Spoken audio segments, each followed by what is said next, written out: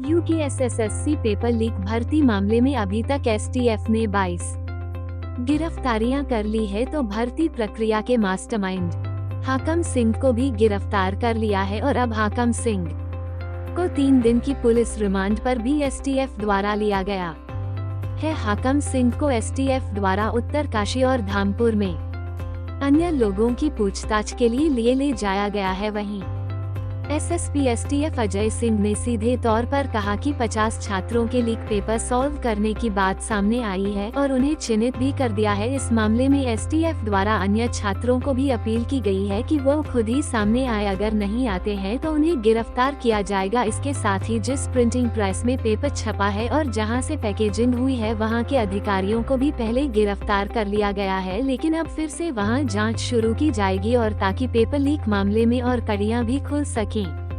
Report Monu Rajput, Dehradun. में चूंकि नकल परीक्षा लीक का मैटर था तो इसमें काफ़ी सारे छात्रों जो सस्पेक्ट आए थे और अभी आयोग से भी कुछ सस्पेक्ट के नाम पता चले थे, उसी पर हमारी विवेचना चल रही थी, जिसमें जैसे जैसे गिरफ्तारी होती गई तो हमें काफ़ी सारी जानकारी छात्रों के संबंध में मिली थी जो कहीं ना कहीं पेपर प्रश्न पत्र के माध्यम से मिलने के कारण इसमें उत्तीर्ण हुए थे। तो उनमें से करीब 50-60 के करीब हम ऐसे लोग को चिन्हित कर पाए हैं और काफ़ी सारे ऐसे छात्र हैं जिनको हम बयान के लिए भी यहाँ पर बुलाया था और बहुत सारे छात्रों के बयान ऐसे भी हैं जो जेन्युइनली जो उत्तीर्ण की परीक्षा और जिन्होंने इसको पास किया।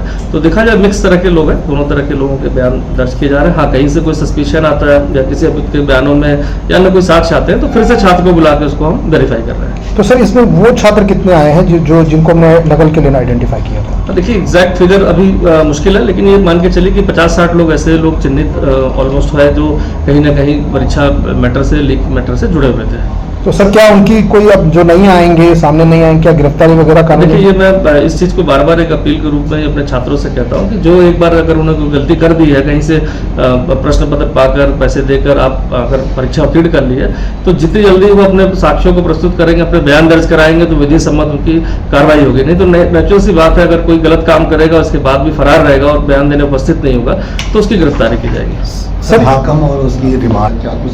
देखिए, विवेचना का पार्ट है, चूंकि ऐसी कुछ चीजें हमें जानकारी थी जो हमें पूछताछ करनी थी। इस संबंध में माननीय न्यायालय से अनुरोध के बाद हाकम सिंह का 3 दिवस का पीसीआर मिला और 2 दिवस का ललित शर्मा का पीसीआर न्यायालय से मिला है। सर अब इसमें प्रिंटिंग प्रेस के लोगों को भी आप बुला रहे हैं, तो क्या लोग वो अभी आए हैं, कुछ पूछताछ हुई है उन लोगों से? देखिए, मेन जो परीक्षा है वो कहीं ना कहीं देखिए आयोग से शुरू होती है और जहाँ पर ये प्रिंटिंग पैकेजिंग जहाँ से पेपर लीक हो चुकी है, इस पर प्रिंटिंग प्रेस के भी 2 कर्मचारी इसमें गिरफ्तार हो चुके हैं। तो कहीं ना कहीं कड़ियों को सुलझाना सबसे हमारी प्राथमिकता में है। तो इसी में जो वहाँ के कर्मचारी हैं जो डायरेक्टली प्रिंटिंग प्रेस के कार्यों से जुड़े हों, पैकेजिंग से जुड़े हों, खासकर जो उनके डायरेक्टर देखते हो, इन सबको तलब किया गया। तो उसमें भी हमारी टीम उनसे ले रही, साथ ही साथ आयोग के भी हमने अधिकारी कर्मचारियों को बुलाया है जिससे सामने बैठकर हम सभी तथ्यों को समझ सकें। उत्तराखंड भाजपा के राष्ट्रीय अध्यक्ष जेपी नड्डा से हरी झंडी मिलने के बाद आज प्रदेश अध्यक्ष महेंद्र प्रसाद भट्ट ने नई कार्यकारिणी की विधिवत घोषणा कर दी।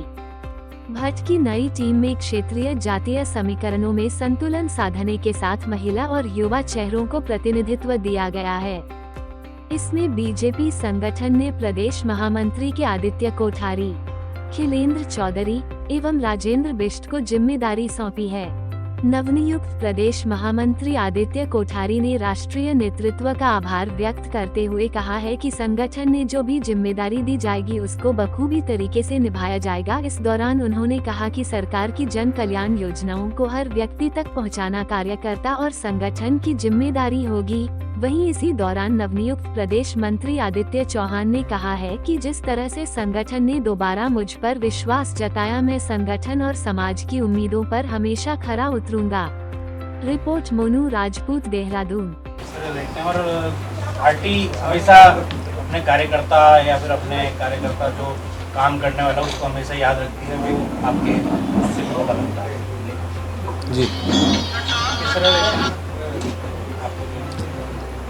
भारतीय जनता पार्टी कार्यकर्ता आधारित पार्टी है और जिस तरह से आदरणीय नरेंद्र मोदी जी और माननीय पुष्कर सिंह धामी जी काम कर रहे हैं, मुझे लगता है कि उनकी कार्यशैली के आधार पर, उनके कामों के आधार पर और कार्यकर्ताओं के बेस पर जो है ये सारा जो है अभियान चल रहा है। और मैं तो ये कार्यकर्ता हूँ, कार्यकर्ता के रूप में मुझे जो भी जिम्मेदारी पार्टी ने दी है उसको मैं मन वचन और कर्म से निभाने का प्रयास करूंगा।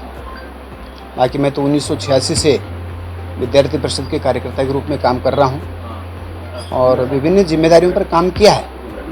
पार्टी जिस पायदान पर भी खड़ा करेगी उस पायदान पर खड़े होकर के हम पार्टी का काम करेंगे। एक ही सब चलता है, चाहे हम लोकसभा चुनाव की बात करें या 17 से विधानसभा चुनाव की बात करें जी। तो ऐसे में जब सब आपके पक्ष में हो और आप अपने पक्ष को हमेशा मजबूती से आगे रखना और अपनी स्थिति को बरकरार रखना बहुत बड़ी चुनौती होती है। संगठन के लिहाज से आप कितनी बड़ी चुनौती देखते हैं? संगठन के लिहाज से चुनौती तो है, क्योंकि सरकारें काम करती हैं, जनहित में काम करती हैं। सरकार के द्वारा लिए गए निर्णय, सरकार के द्वारा किए जा रहे कार्यों को जब तक जन जन तक नहीं पहुंचाएंगे, सरकार की बहुत सारी योजनाएं, बहुत सारी स्कीम्स हैं, जनता को बहुत सारी स्कीम के विषय में पता नहीं होता है। तो कार्यकर्ताओं का इतना बड़ा तंत्र भारतीय जनता पार्टी का पूरे देश भर में है, तो कार्यकर्ता की एक बहुत बड़ी जिम्मेदारी, बहुत बड़ी भूमिका बन जाती है कि सरकार के निर्णयों को, जनहित में लिए गए निर्णयों को घर घर तक पहुंचाने का, जन जन तक पहुंचाने का एक बहुत बड़ा जो बीड़ा है वो पार्टी के कार्यकर्ताओं को उठाना है। और अगर ये काम सफलतापूर्वक यदि संपन्न हो गया तो सरकार के जितने जनहितकारी निर्णय हैं, जनता के हित में, प्रदेश के हित में जो भी निर्णय उनके द्वारा जो भी कार्य किए जा रहे हैं वो तभी सफल होंगे जब वो जन जन तक पहुंचेंगे। ये एक बहुत बड़ी भूमिका, एक बहुत बड़ी चुनौती कार्यकर्ता के समक्ष है और मैं समझता हूँ कि कार्यकर्ता उस चुनौती को बखूबी निभा भी रहा है। देहरादून उत्तराखंड में जारी अग्निवीर भर्ती के मामले में अब कैबिनेट मंत्री गणेश जोशी ने भी सवाल खड़े करते हुए अपने केंद्रीय नेतृत्व से इस मामले पर बात करने की बात कही है। आपको बताते चले कि प्रदेश के पर्यटन एवं लोक निर्माण मंत्री सतपाल महाराज ने कोटद्वार में चल रही अग्निवीर भर्ती के मानकों पर सवाल उठाए हैं। उन्होंने संबंध में एक वीडियो बयान भी जारी किया है। महाराज ने कहा कि भर्ती में नियमों की अनदेखी की जा रही है। उन्होंने केंद्रीय रक्षा राज्य मंत्री अजय भट्ट से जांच का अनुरोध किया है। कैबिनेट मंत्री सतपाल महाराज ने कहा कि भर्ती के मानकों में व्याप्त विसंगतियों के चलते उत्तराखंड के युवा सफल नहीं हो पा रहे हैं। भर्ती में दौड़ का समय कम और जवानों की लंबाई को अधिक करने से राज्य के युवा भर्ती से बाहर हो रहे हैं। उत्तराखंड के पर्वतीय क्षेत्र के युवाओं की औसतन लंबाई कम होती है। उन्हें भर्ती के दौरान लंबाई में छूट दी जाती है।